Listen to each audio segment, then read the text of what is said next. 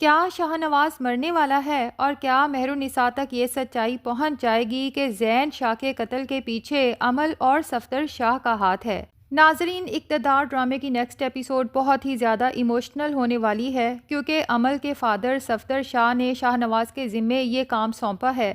کہ وہ کچھ بھی کر کے عمل کو کنونس کرے کہ وہ شادی کے لیے راضی ہو جائے، اور صفدر شاہ کو یقین ہے کہ یہ کام شاہ نواز کے سوا کوئی بھی نہیں کر سکتا، کیونکہ عمل شاہ نواز کے سوا کسی کی سنتی ہی نہیں۔ دوسری طرف عمل شاہ نواز سے دوستی کا ہاتھ بڑھاتی ہے اور اسے پرانی تمام باتیں بھول جانے کا کہتی ہے اور اپنے رویے پہ بھی شرمندہ ہوتی ہے، اور شاہ نواز کے سامنے یہی شو کراتی ہے کہ عمل نے مہر النساء اور شاہ نواز کے رشتے کو بھی دل سے قبول کر لیا ہے، بلکہ مہر النساء کے ساتھ بہت ہی اچھے طریقے سے پیش آتی ہے۔ شاہ نواز تو یہی سمجھتا ہے کہ شاید عمل سچ میں بدل چکی ہے۔ اب جب وہ اسے شادی کے لیے کنونس کرتا ہے تو عمل شاہ نواز سے کہتی ہے کہ میں تمہارے سوا کسی کے ساتھ زندگی گزارنے کا سوچ بھی نہیں سکتی تھی شاہ نواز، لیکن اگر تم یہی چاہتے ہو، تمہاری یہی خوشی ہے کہ میرا گھر بس جانا چاہیے، تو تمہاری خاطر میں شادی کے لیے تیار ہوں۔ شاہ نواز تو بہت خوش ہوتا ہے، اپنے ماموں کو کال کر کے کہتا ہے کہ آپ کے لیے گڈ نیوز ہے، عمل فائنلی شادی کے لیے مان گئی ہے، اور صفدر شاہ بھی شاہ نواز کی بات سن کے بہت خوش ہو جاتا ہے، کیونکہ عمل کے لیے بہت اونچے اونچے خاندانوں سے رشتے آ رہے ہیں۔ صفدر شاہ اسی لیے پریشان تھا کہ اگر ہم ان سب رشتوں سے انکار کر دیتے ہیں تو پھر عمل کے معیار کے مطابق کوئی رشتہ ملنا مشکل ہو جائے گا۔ اب عمل جب گھر جاتی ہے اپنے باپ سے کہتی ہے کہ ٹھیک ہے، میں شادی کے لیے تیار ہو گئی ہوں شاہ نواز کے کہنے پہ، لیکن میری کچھ شرائط ہیں، جس پہ صفدر شاہ اور بنش کہتے ہیں کہ عمل ہمیں تمہاری ہر شرط منظور ہے، تم کہو تو صحیح۔ تو عمل کہتی ہے کہ میں چاہتی ہوں میرا ہونے والا شوہر سیاسی خاندان سے تعلق رکھتا ہو اور اس کا سیاسی بیک گراؤنڈ شاہ نواز سے زیادہ سٹرونگ ہونا چاہیے۔ صفدر شاہ اور بنش دونوں ہی عمل کی یہ شرط سن کے خوش ہو جاتے ہیں، کیونکہ ایسا ہی ایک رشتہ عمل کے لیے آیا بھی ہوا ہے۔ تو صفدر شاہ عمل سے کہتا ہے کہ میں کل ہی اس فیملی کو گھر پہ انوائٹ کر لیتا ہوں تاکہ تم بھی لڑکے سے مل لو، باقی اس لڑکے سے بات چیت کر کے تم اس کی پرسنالٹی اور نیچر کے بارے میں مزید جان سکتی ہو۔ تو عمل اپنے باپ سے کہتی ہے کہ ٹھیک ہے، میں ملنے کو تیار ہوں، آپ کل ہی انہیں انوائٹ کر لیں۔ اب نیکسٹ ڈے جب وہ فیملی آتی ہے تو عمل کو لڑکا بظاہر تو کافی پرکشش دکھائی دیتا ہے، البتہ وہ اس سے الگ سے بات کرنا چاہتی ہے۔ تو وہ لڑکا عمل سے کہتا ہے کہ مجھے پتا ہے کہ تم شاہ نواز کو بہت پسند کرتی تھی، تم دونوں کی انگیجمنٹ بھی ہو چکی تھی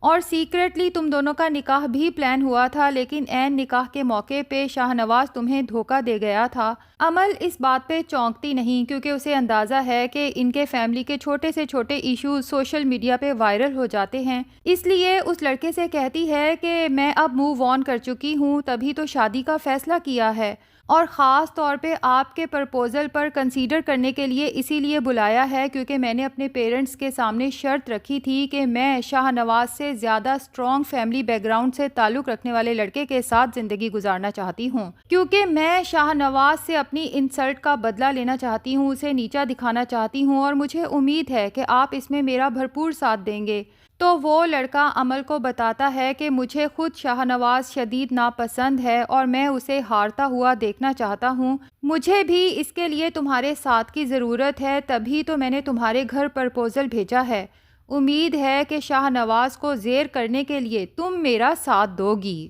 دوسری طرف شاہ نواز کی پارٹی شاہ نواز کو مشورہ دیتی ہے کہ آپ کو اس دفعہ الیکشنز میں کھڑے نہیں ہونا چاہیے، کیونکہ سمن شاہ بھی یہاں پہ نہیں ہے اور ان کی عدم موجودگی میں بہت سے ایسے معاملات ہیں جو آپ اکیلے ہینڈل نہیں کر سکیں گے،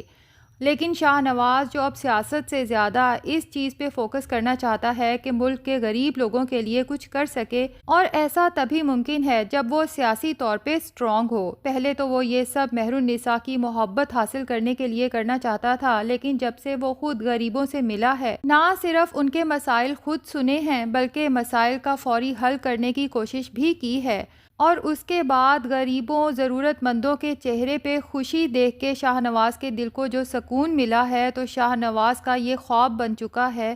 کہ وہ ان لوگوں کے چہرے پہ اسی طرح سے خوشیاں بکھیرتا رہے۔ اب مہر النساء سے جب بات کرتا ہے کہ پارٹی کے اعلیٰ حکام نے تو یہی فیصلہ کیا ہے کہ مجھے اس بار الیکشنز میں کھڑے نہیں ہونا چاہیے، جبکہ اب یہ میرا اپنا خواب بن چکا ہے کہ میں غریبوں ضرورت مندوں خاص طور پہ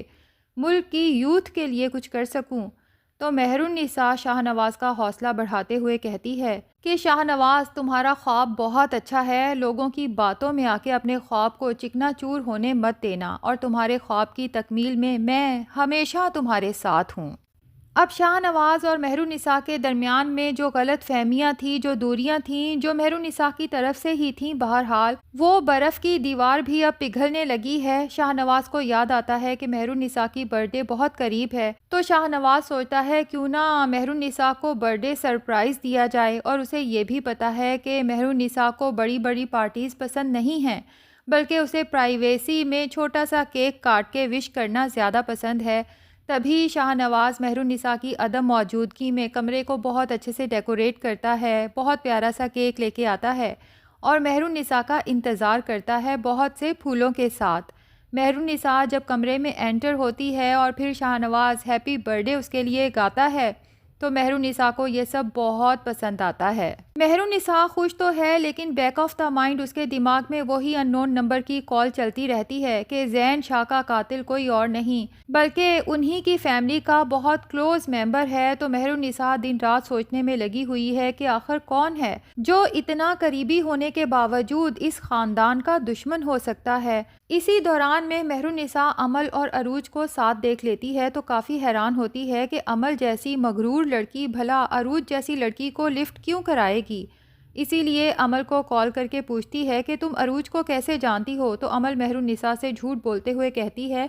کہ تمہاری کزن ہونے کے حوالے سے اسے جانتی تھی، وہ تو اچانک اس سے ملاقات ہو گئی، راستے میں کھڑی تھی تو میں نے سوچا تمہاری کزن ہے اسے لفٹ دے دیتی ہوں۔ جبکہ مہر النساء امل کے اس جواب سے سیٹسفائیڈ نہیں ہوتی اور امل کال بند کرنے کے بعد سوچتی ہے کہ مہر النساء دشمنی میں تمہارا شک کرنا تو بنتا ہے۔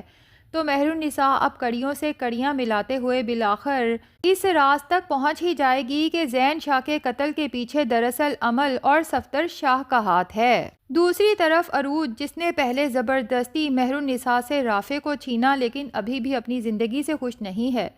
کیونکہ جب سے وہ مہر النساء کے گھر سے گئی ہے سوچنے پہ مجبور ہو گئی ہے کہ میں نے اتنے پاپڑ بیلے مہر النساء سے رافع کو چھیننے کے لیے، لیکن میرے ہاتھ کیا لگا؟ رافع کا چھوٹا سا گھر اور گھر کے کام، جبکہ مہر النساء کی قسمت تو چمک پڑی رافع کو چھوڑنے کے بعد۔ اتنا عالی شان گھر اور گھر میں نوکروں کی ایک فوج۔ بدتمیز تو عروج پہلے سے ہی تھی، اب تو جب سے وہ امل سے ملی ہے اور امل نے عروج کو شاپنگ کروانا شروع کر دی ہے تو اب تو وہ رافع اور اس کی ماں کے ساتھ بہت ہی زیادہ بدتمیزی سے پیش آتی ہے،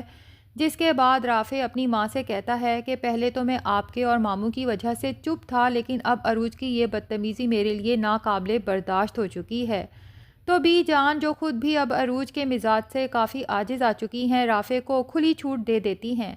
کہ جو بھی فیصلہ کرنا سوچ سمجھ کے کرنا، لیکن تمہارے ہر فیصلے میں اب میں تمہارے ساتھ ہوں۔ اور ناظرین، نیکسٹ ایپیسوڈ کے ٹیزر میں یہ بھی دکھایا گیا ہے کہ شاہ نواز کو 2 آدمیوں نے پکڑ رکھا ہے اور تیسرا اس پہ فائر کرنے کی کوشش کر رہا ہے، جبکہ شاہ نواز کہتا ہے کہ کوشش کرنا تمہارا نشانہ نہ چھوٹے، کیونکہ اگر میں بچ گیا تو تم نہیں بچو گے۔ اور پھر وہ آدمی شاہ نواز کو مار گراتا ہے، لیکن لگتا یہی ہے کہ یہ محض ایک خواب ہوگا، ہو سکتا ہے کہ مہر النساء کا ڈرانا خواب ہو، یا پھر امل کو خواب آ رہا ہو کہ اس نے شاہ نواز سے اپنا بدلہ کیسے لینا ہے۔ بہرحال امید یہی کرتے ہیں کہ شاہ نواز کو کچھ نہیں ہوگا۔ تو ناظرین، آپ میں سے کس کس کو یہ لگتا ہے کہ یہ سچ ہے یا خواب، کمنٹ سیکشن میں ضرور بتائیں۔ ویڈیو پسند آئی ہے تو لائک اور چینل کو سبسکرائب بھی ضرور کر لیں۔